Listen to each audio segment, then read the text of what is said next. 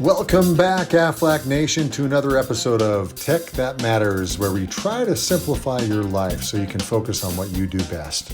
This time, we're going to cover CCLM and specifically how to stay on top of your weekly reports with your team on all the key metrics. So what you see here is the weekly SAT report as presently constituted, and we're looking at the regional view right now. You'll have access to your own district view if you're a DSC, but the principles are the same. Now, anytime you see the word blank, it just means that you or your team haven't entered in the appropriate info. So we're going to show you how to populate to those numbers. We're also going to show you how to get to the SAT report a little later. Keep in mind, everything you see here should be taught to each of your associates, since they'll have access to their own reports as well. So let's head over to CCLM, shall we? Now, the first thing you're going to want to do is hop over to the new weekly report and bulk entry. So to get to CCLM, you'll log into Field Force Services. If you haven't set it up as a tool, you'll go to Selling Aflac, hit the link, and then access CCLM.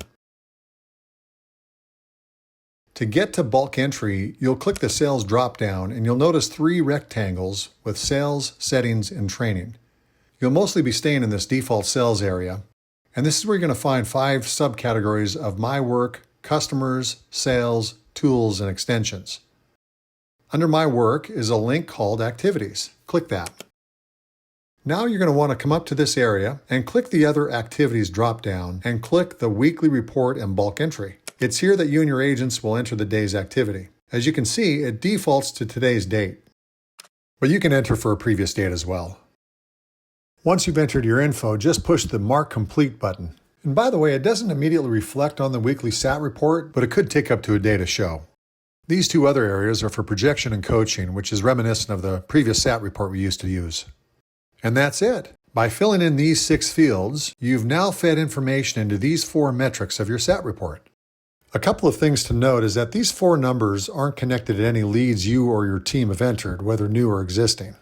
Also, the new leads metric is in a category by itself and is a reflection of the number of leads added to CCLM. So that takes us to part 2 of today's session, which is how to get some of the other important metrics updated. And these are found in another location called the LIR Grid View. So let's head over there now.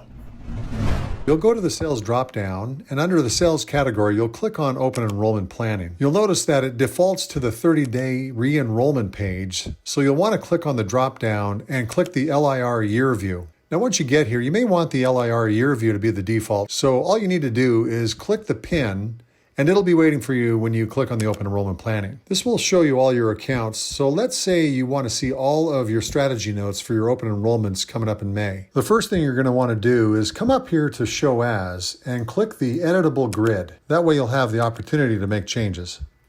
You just click on the effective month, click the month you're looking for. To make it easy to navigate, you may want to move some columns in and some columns out of your view here. So for example, you can move the RC and DSC columns over, which allows you to see all the editable columns at your disposal. Now you can enter re-DM dates, re-enrollment dates, post-enrollment dates, and strategy right on this page. Finally, you might be wondering where to find the SAT report itself. You'll find that back at the original dashboard page, and a quick way to get there is by clicking Dynamics 365. From here, you'll just click the drop-down and you'll find the SAT dashboard. You might be asked to log on to what's called Power BI. Once you're on, you're going to want to make sure that you have the correct associate and week clicked. Hopefully that helped. Thanks for watching, and we'll see you next time.